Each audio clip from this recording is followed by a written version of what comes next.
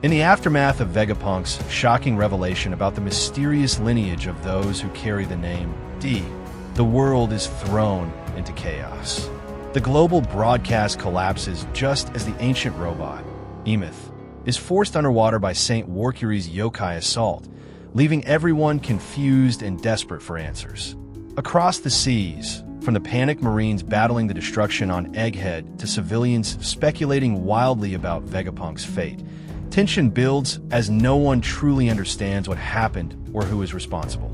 Meanwhile, the Gorosei begin to move once more, preparing to eliminate the remaining Vegapunk satellites, marking the start of yet another dangerous shift in the balance of power.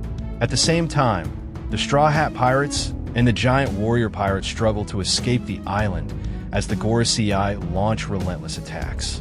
Marcus Mars descends in his mythic bird form, igniting explosions that shake the battlefield, while Luffy and Bonney face pressure to act.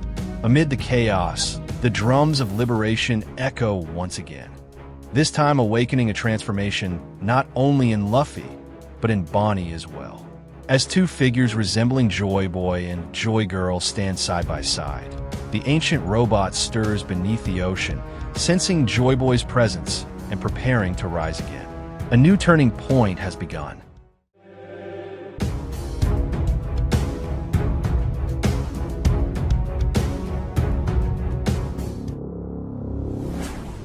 Oh yeah, so we can keep interacting and making the anime storytelling world even more fun together. Don't forget to subscribe, hit the like button, and drop your thoughts in the comments to keep the vibe going. Alright guys, let's jump straight into the discussion. Let's go. After the previous episode, Dr. Vegapunk explained the phenomenon surrounding people who carry the name D. Dragon appeared, Sabo mentioned Ace and Luffy, Kobe brought up Garp, Beepo talked about his Captain Law, and even Blackbeard, Marshall D. Teach was included in the discussion. This scene also marked the moment when the ancient robot, Emeth, was forced underwater by the Five Elders. Saint Warcury, in his yokai transformation, charged straight into Emeth, causing the global broadcast to temporarily cut off. This episode opens by showing the chaos on the Navy side. Panic erupts across the fleet as the ships struggle under the impact of the ancient robot. What is that? Did it fall into the sea? The Marines scream in shock. Hey, that metal creature, it's going to sink the ship. Moments later, BM, the ancient robot Emeth plunges into the ocean. We then see the broadcasting Din Din Mushy fall as well, and the ancient robot calls out, "Where are you? Where did you go, Joy Boy?" Emeth continues, "I want our paths to cross. You're here, aren't you, Joy Boy?" Strange, incredibly strange. At this point, we see Gorosei Warcury, still in his ancient boar yokai form, scanning the area. Even the lower-ranking Marines are stunned. What now? A giant mammoth boar? What kind of insane island is this? Across the island, everyone watching the broadcast is thrown into confusion as Vegapunk's transmission suddenly turns blurry. What happened? Did the signal get cut while he was talking? What could have caused that? The more I think about it, what could possibly kill a genius like Vegapunk? Everyone begins to panic, staring at the screen with tension building. Then the speculation starts spreading. Don't tell me someone killed him. He did say he committed a huge crime. But would the government really erase him just like that? Right? People continue guessing wildly. No way. Think about what was happening right before the broadcast ended. Straw Hat Luffy was confronting him, wasn't he? This has to be the work of those damn pirates. The world government would never execute the greatest scientist in the world, even if he had broken several laws. They're still trying to figure out what actually happened. Here, we shift to the situation in Dressrosa. Someone exclaims, "So it really was Luffy land," but another replies, "Hey, come on, that's impossible." The panel then moves to the center of Egghead's labor phase. A shout echoes through the room. York responds, "Yeah, what is it? How many Vegapunks survive?" The voice belongs to one of the Gorosei. York replies, "You mean Vegapunks other than me, right?" She continues, "I just checked who's still connected to Punk Records. As far as I know, only 2 remain. Lilith, who's still here in this stratum, and Atlas, who's far out on the northeastern shore." One of the Gorosei asks, "Should we eliminate them?" Yerk answers, yes, do it. She explains, Punk Record seems to have been reprogrammed to function and evolve even after Stella was shut down. We can still make use of it through Vegapunk Yerk. The other two Vegapunk satellites are simply loose ends that need to be sealed off for good. Look at that, Nakama, the Gorosei begin moving again. Meanwhile, on the other side of the island, the giant warrior pirates, Dori and Bragi, have ordered Oimo and Kashi to prepare the ships. They're actually surrounded, and the crew begins shouting, "We have to hurry and get out of here." Moments later, thud, two massive figures land nearby. It's Dori and Bragi, their captains. "All right, we're boarding now," they declare while their crew calls out, "Captain, you made it back." "Of course we did," the giants laugh loudly. And there, amidst the noise, jeweler of Bonney beams with joy. "Luffy, you finally came back." Out of nowhere, Luffy jumps forward with his arms spread wide, acting like he's finally free. "Whoa, so this is the giant's ship? It's huge. Haha, where's Usopp? Isn't he supposed to be here? And Chopper, where is he?" Before he can finish enjoying the moment, the Marines start rushing in again. "Damn it, chase them. We can't let them escape with this many ships. The giants are too strong. Will you two be okay?"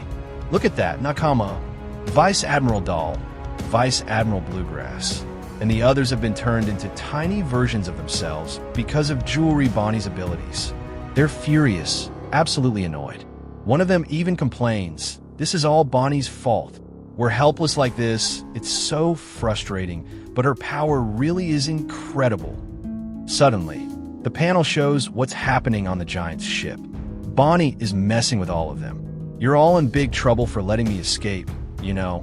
At the same time, we see one of the giants, Kashi, badly beaten up after getting smashed around earlier by Vice Admiral Doll. Then a call comes in. "This is Sanji. We've successfully set sail. Nami, how are things on your end?" Nami shouts back, "Yeah, we'll be right behind you." Here, Nami explains something.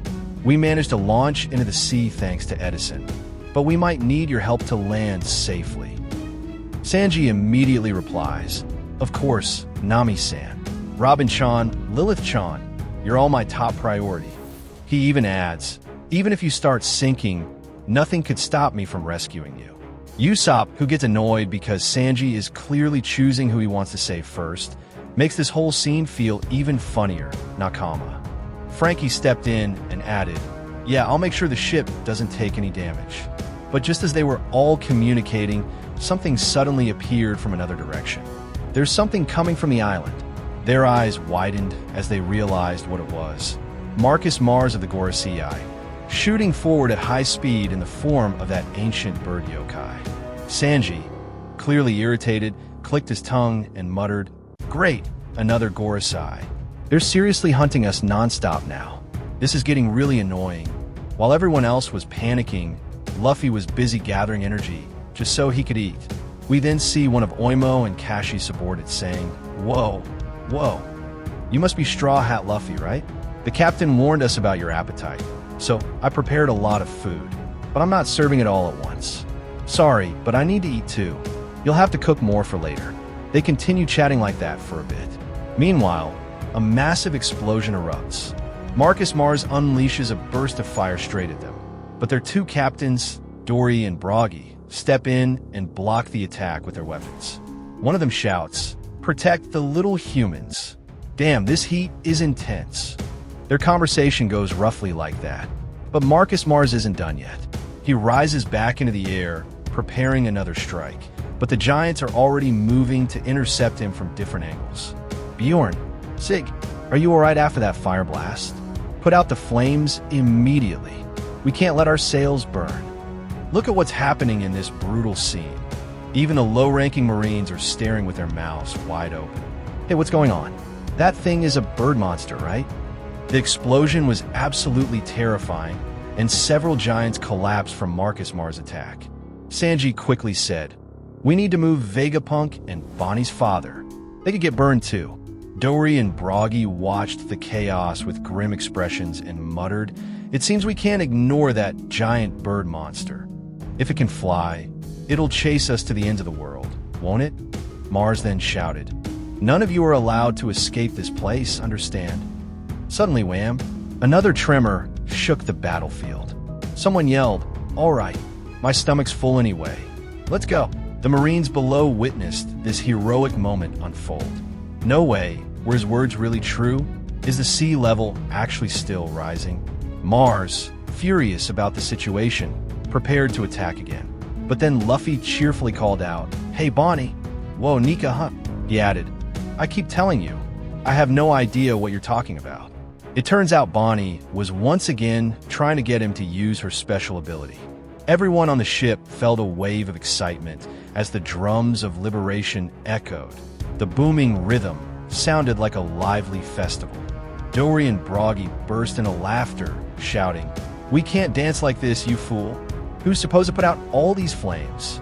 Sudden changes kept unfolding one after another. Luffy, still in his Nika form, shouted, "Come on, don't you want to take them down?" Bonney, however, hesitated and replied, "I can't follow you in that form." Luffy kept encouraging her. "Of course you can.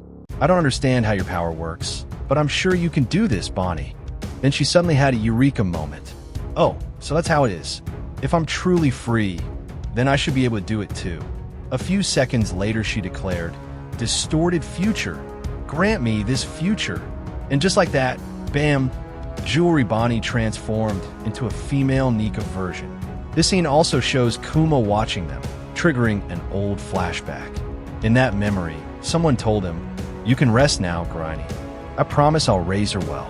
The contrast between his memory of Bonney back then and the Bonney now, standing before him in her new form, hits deeply. A transformation has occurred between Luffy and Bonney, two NIKAS, the Joy Boy and Joy Girl of this era. Bonney then said, "Now that I'm truly free, I can do this." Luffy burst into laughter, thrilled. "That's the spirit, Bonney. Nicely done." Bonney grinned back at him. "Yeah, I actually like this." Meanwhile, the other Gorosei sensed something unusual. "I feel something strange. We need to move quickly." As Bonney and Luffy talked, the Marines stared in utter confusion. Were those two? Two NIKAS? They actually turned into giant albino forms. Luffy smiled and said, "Let's do this, Bonney." Suddenly the scene shifted elsewhere, revealing the ancient robot beneath the ocean stirring awake. It sensed Joy Boy's presence and murmured, "So, that's where you are." It was the ancient robot, Emeth, reactivating once again and returning for Luffy. "Vav, that's really interesting. Thank you so much for sticking with the story till the end. If you have any questions, feel free to write them down in the comments section below. Thanks again for watching, and see you in the next one.